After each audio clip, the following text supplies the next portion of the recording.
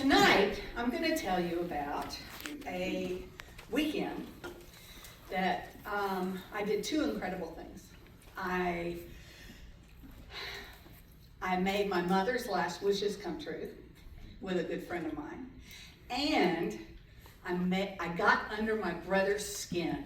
I wanted to get under his skin, and I got under his skin, but let me just tell you the story.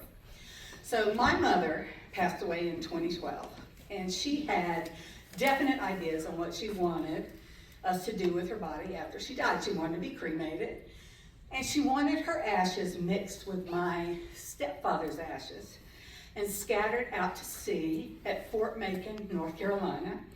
And she also wanted some of her ashes, not mixed, put on my grandfather's grave in Core Point, North Carolina. Now, if you don't know anything about the coast of North Carolina, Fort Macon is right at the end of the Outer Banks. So there's all these little islands and everything down there. And there's the city of Beaufort and the city of Morehead City, and Fort Macon is a little beach that goes off. It goes off into the ocean and the inlet. So my friend Janelle and I, she came with me, and we had to stop by Mom's to pick up Ralph's ashes, my stepfather's ashes. And he'd been in a vase for a bunch of years, sitting up on the top shelf. So we got him down, and we're standing by the sink, and we can't get the bag out of the vase because the vase was shaped like this. So the ashes had settled in the bottom and were like concrete. So we couldn't get them out the neck of the vase. So we're pulling and pulling and pulling. And all of a sudden, it was like a pyroclastic cloud of ash, dust, bone, ash, whatever you call it, poof, up in the air. We were covered with Ralph. Now, my friend Janelle is a beautiful black woman, and she has this gorgeous, dark chocolate skin. And she was white. White up to her arms. I had Ralph on my glasses, Ralph up my nose. There was Ralph all over the counter. And we're like, what the heck are we going to do with Ralph? We got to scoop him up and put him in something. Well, my mom's house still had her stuff in it. And she was a big Tupperware container. And all of her Tupperware containers had special labels on them for what they were. They actually used to do that. Well, we spied the Cheez-It container. It was about this big around. It was big because she liked Cheez-Its. And we said, well, let's put Ralph in the Cheez-It container.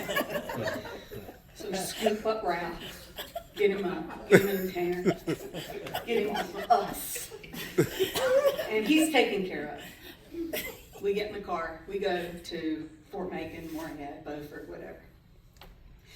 Now, her wish was to have the ashes scattered out to sea, and I actually told this story another time, and it's very sweet, and it's very lovely, and we had flowers on the water and the ashes and everything. Now, when we got there, though, my relatives said, what are we going to do? How are we going to mix these? I said, I don't care. We had to get them here. You guys can mix them. So they're over there in the Tupperware container, mixing Mom and Ralph.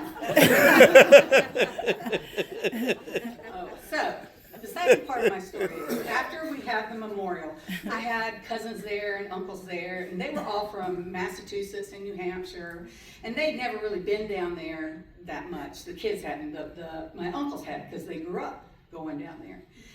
And the next day, we were going to take Mom's ashes to Core Point, which is about an hour and 30-minute drive from Beaufort, North Carolina, which is right there at Fort Macon. And you have to take a ferry and everything. It's beautiful, a beautiful trip. But my brother is very impatient. He's the kind of person that if you go out to dinner and he finishes first, he just sits there and looks at you. Aren't y'all ready to go? Aren't you ready to go? Vernon, I haven't even finished yet. No, okay, we're good. Are you ready?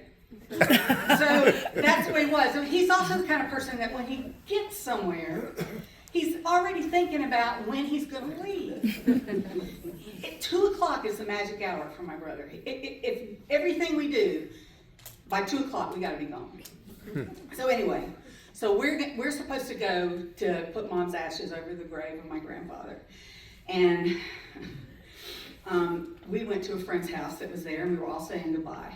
And as we're walking in, he says to me, because he thought we were just going to get in the car and go.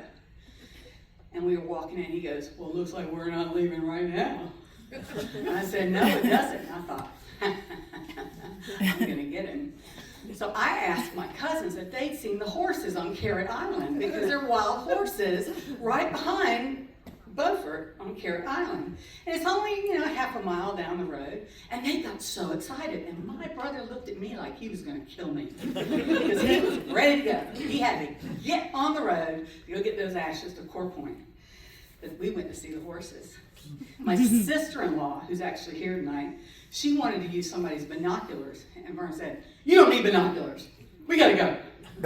So anyway, another quick little part about that, we were at a grocery store, and my friend Janelle gets very nervous when Vern's in a hurry.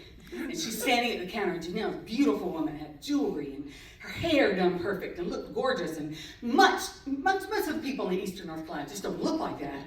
And they were talking to her. And she's like this. What the heck? And she turns around, and there's my brother.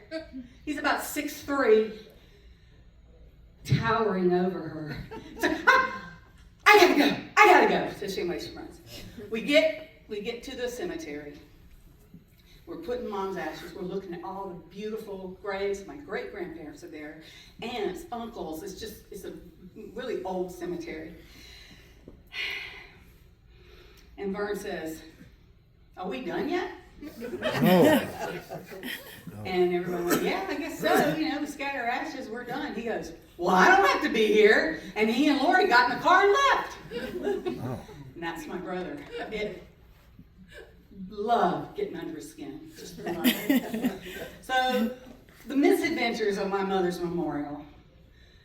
I got to honor my mother's last wishes, no matter how messy they were. And I got to nudge my brother a little bit, and I considered it a very successful weekend.